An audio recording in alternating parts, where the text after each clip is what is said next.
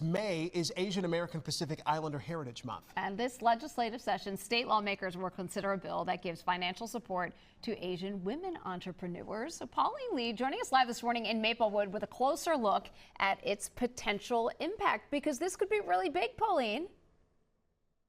Can be really big because we know a lot of women want to do their own thing, want to have their own business and be their own boss, and this could potentially help them do that. So we are with a small business owner here. We have Michelle Lee of Michelle's Alterations. Good morning. Good morning. Well, you have owned your shop here for about 15 years, yes. Almost, very close. It's an alteration shop here in Maplewood.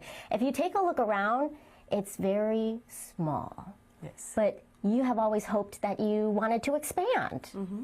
Now, how has business been? You told me earlier not good. Not good, yes. Why?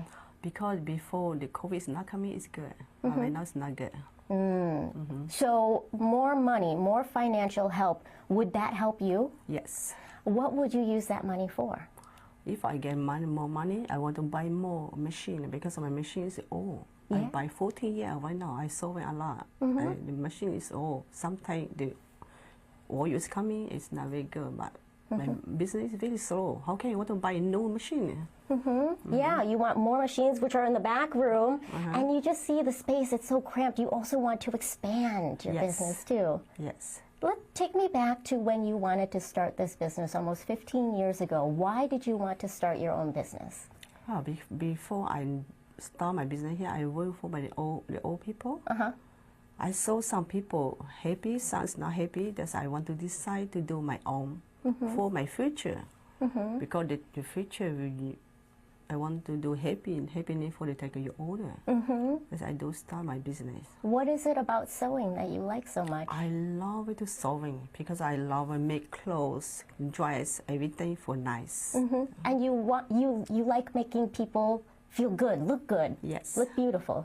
Yes. Well, we'll see if this bill gets anywhere this legislative session, but we appreciate you taking the time to chat with us this morning. You're welcome. That bill would set aside about $1 million for female Asian entrepreneurs, and local leaders are hoping it's going to gain support, especially during this month, which is AAPI Heritage Month. And today, of course, is Asian Minnesotan Day at the Capitol, and we'll be making our way over there this morning. We'll talk to some of the bill's authors. We'll talk to some of the other people in the local Asian communities on the impact that it could have and the importance of this month as well. So stay with us. We're going to be having a lot of fun this morning, guys. All right, sounds like a plan. Yeah, and Pauline, it seems like for the individual businesses, maybe a small thing, new machines, but it ends up being so much more than that, allowing her to grow and to get bigger. Right, exactly. And you think about some of the different barriers that maybe Asian women face just culturally, but also in our society as well. Maybe there's language barriers, maybe there's cultural barriers. We don't necessarily know, but this money could potentially have a big impact. So we'll see where it goes. A game changer. All right, Pauline Lee, we got a lot more to get to. We'll check in with you a little bit later. Thank you. There is a new bill aiming to give female Asian entrepreneurs in Minnesota $1 million in support. Some lawmakers are hoping to drum up support as AAPI Heritage Month gets underway. Let's check in with our Pauline Lee, who joins us live from Maplewood with more. Pauline, good morning. Hey, good morning, guys. Yeah, that bill could potentially provide a lot of help to a lot of entrepreneurs in our community. So we actually are here with one small business owner. I've got Laura here. Good morning to you. Hi, good morning. Well, you are a makeup artist. Should I say makeup artist? You have your own business? Yeah, hairstylist and makeup artist. Yes. Now, tell me a little bit about when you started it and why you started it. Yeah, so I started my business a little over 3 years ago with kind of a large goal of making the wedding industry in Minnesota more inclusive. So for me, as a half Korean American adoptee, I struggled a lot with like my identity growing up, and I wanted to be an option for people like me and those having multicultural weddings. Yeah, and so you just started your business, what, 3 years ago. You don't have a storefront like we are in front of here. You actually work out of your home and you travel a lot across the state. So this bill aims to provide at least $1 million to female Asian entrepreneurs. What kind of help would that provide you? What financial help would that provide you? Yeah. With that help, we would be able to expand. We would, possibly be able to open up brick and mortar, which is my goal one day. So we'd be able to have our own studio, but ultimately it's to be able to connect with a larger variety of couples and to invest in advertising. Yeah. As a small business owner, I'm fronting all of the cost of owning a small business, Right.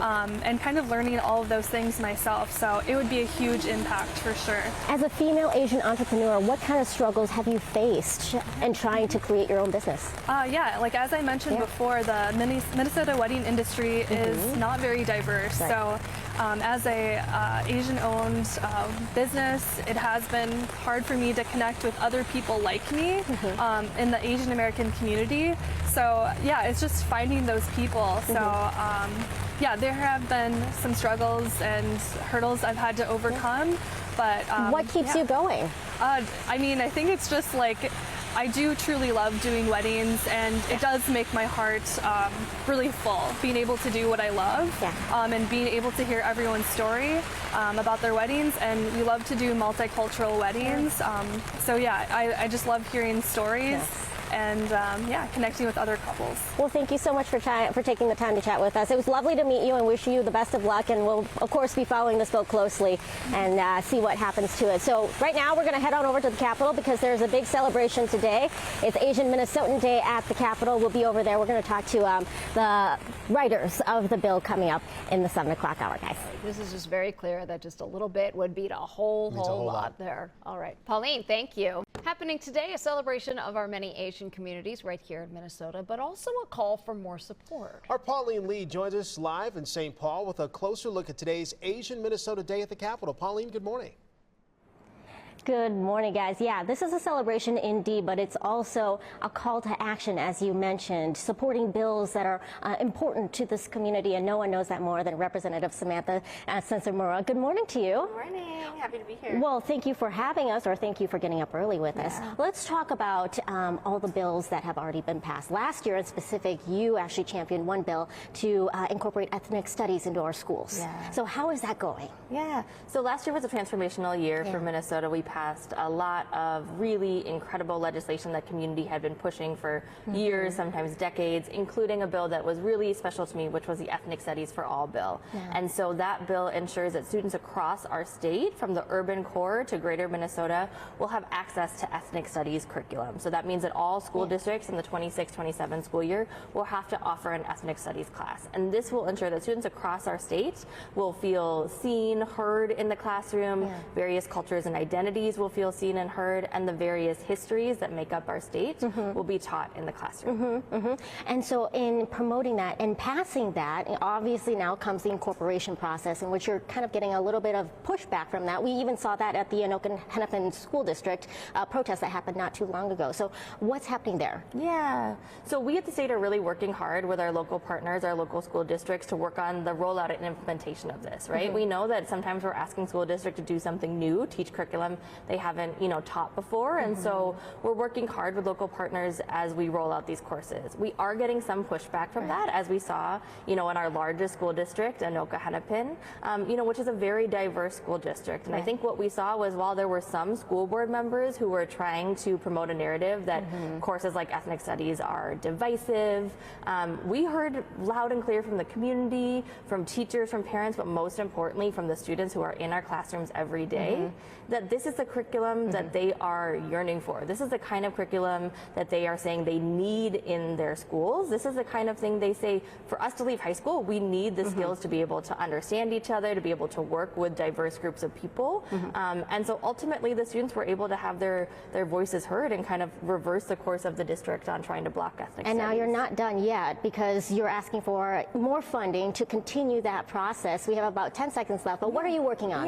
this session? So this year we're coming back asking for funding to create the curriculum for ethnic studies, specifically about some of the groups in Minnesota that are most marginalized, underrepresented, not showing up in our history books. Especially, we have a lot of cultures here that come from oral tradition, right? So they don't necessarily have written historical materials. So we're looking for funding to give to teachers, community groups who can help us create those materials, specifically about some groups like the Karen, Hmong, Somali, the groups that really, make up Minnesota and make up the rich history of Minnesota. And a day like today, I mean, this is great for supporting meeting your local legislators, your leaders, and really promoting that. Yeah, absolutely. Really looking forward to it. It's one of my favorite days of the year. Well, Representative, thank you so much for taking the time to chat with us this morning. Yeah, we happy to be appreciate here. it. It is Asian Minnesota Day at our state capitol. The event helps kick off the start of AAPI Heritage Month. And our Pauline Lee joining us live this morning inside of the Capitol with a look ahead to this big event. Starts in just a few hours. Pauline? Hey, good morning, guys. Yeah, this is an annual event that happens here at the Capitol. It's a great way to celebrate the many Asian communities here, but also to call on support as well and to make sure that our future generations are taken care of and we leave our world in a better spot for them. So we do have one of our participants here. Eliza, good morning to you. Good morning. Now, you were at this event last year. You're coming back this year. What are you most looking forward to this event? I'm definitely looking forward to seeing everybody that I met last year, and again, you know, meeting legislators and talking with them, hopefully. But yeah, but I think just, you know, coming back here again is just like exciting. Yes. So. Now let's talk a little bit about what you do, because this event is put on by the Coalition of Asian American Leaders. You are part of that group, a youth program in that group that's actually nicknamed BOBA. Tell us what you guys are about and your mission. So BOBA stands for Becoming Organizers, Becoming Advocates. And we run through like the teachings of Asian American history, you know, in the U.S. and, you know, mainly in Minnesota too, but, you know, it's, you know, very, you know, open and like situation. So we just go through a lot of stuff. To learn about the hardships that your parents, your grandparents have faced when they came here. In fact, it's continued. What kind of hardships are you facing in school as a young person? Well, you know, it goes back all the way into elementary years. So it's not new? No, it's not new at all. But it's gotten worse. Yes, very much. Actually, about like, you know, 3-4 weeks ago, I've actually experienced, you know, racism to me. Well, from what it felt like, I was, you know, like just standing in the hallways, talking to friends, and then, you know, like randomly like this, you know, like a boy comes running down like this hallway, you know, saying racial slurs that felt directed towards me. And, you know, it's very scary because you want to feel safe in the environment that you go to every single day. Right. So, you know. Well, I'm so sorry that you have to deal with that, but you are doing so much to change the course of our future for your generation and beyond. What is the power of knowledge? What can we do with learning about our history and our past?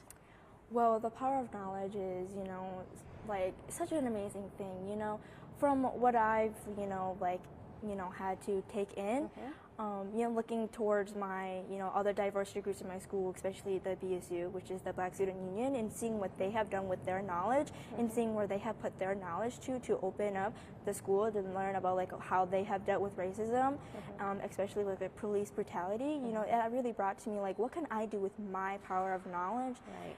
And, you know, that led me to like starting my own Asian American Alliance Club at my school, and, you know, sharing my power of knowledge to, you know, everybody in my school and sharing everything that I've learned, you know, especially through BOBA. So, you know, It's wonderful. Yeah. Thank you so much for taking the time to share with us this morning, and have fun today at the event. Thank you again for joining us. The future looks bright, guys. We'll send it back to you. Sure does. Sure does. Pauline, thank you. Yes, we are here in the Rotunda. We're downstairs. They're doing all the setup and the prep work for the doors to open in just an hour from now. So we do have Taomi Zhang here. She is the Executive and Network Director for Coalition for Asian American Leaders. Good morning to you. Good morning. Thank you for joining us. Thank you for having me. Well, Asian Minnesotan Day at the Capitol is something that Cal puts on every single year. So for people who don't know, what can we expect for today? Well, today we will have about 200 constituents from throughout the state of Minnesota. We have a group of young people from Worthington and multiple high schools and middle schools coming to meet their legislators. Oh my gosh, this is wonderful. And this has been going on for nearly a decade or so. And which with every day that we have here, you're pushing forward bills that are important to Asian American communities. Yes. So what are we pushing forward this year?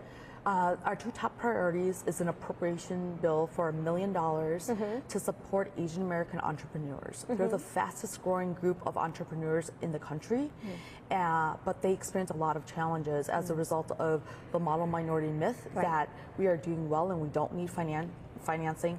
And then the opposite, that we're not seen as leaders and successful business owners. So then people don't want to support our businesses. Okay.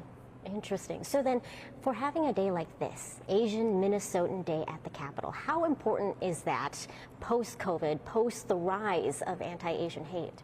Oh, it's extremely important.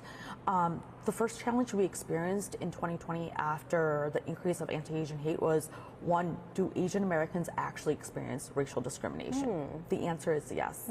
We've experienced racial discrimination since the time we landed our 2 feet in this country. Going back to the Filipinos and Chinese and Japanese Americans. Right. As you may recall, there was a Japanese internment. Folks don't know that the Chinese were hung in California during the railroad and gold rush. And so Asian Americans are survivors, fighters, and also strong leaders and really resilient. Asians have come a long way here in Minnesota, but there's still plenty of work to be done. Yes. Days like this is a great opportunity to meet lawmakers to change our future. Yes, and many lawmakers didn't even know that Asian Minnesotans live in their district, so they're extremely excited to meet Asian Minnesotans and to hear about our issues. And I also want to say the governor and lieutenant governor are usually very positive and join every event. So today they'll be speaking to our students. And the best part is our young people get to meet elected officials who represent them. And our elected officials are so great. They're so welcoming. And no matter how busy they are, they'll give us at least 10 to 15 minutes to meet the youth. It's wonderful. It's going to be a jam-packed day. Yes. The doors open at 9 o'clock. People can still come. Yes. Tommy, thank you so much for joining us this morning. We appreciate it. Thank you. All right, Shayla. So the doors open at 9 o'clock. Again, it's open to the public, so you can come. And the programming starts at 9:30. I have the honor of being this year's MC, so we'll have much more coming up later today on our newscasts in the afternoon.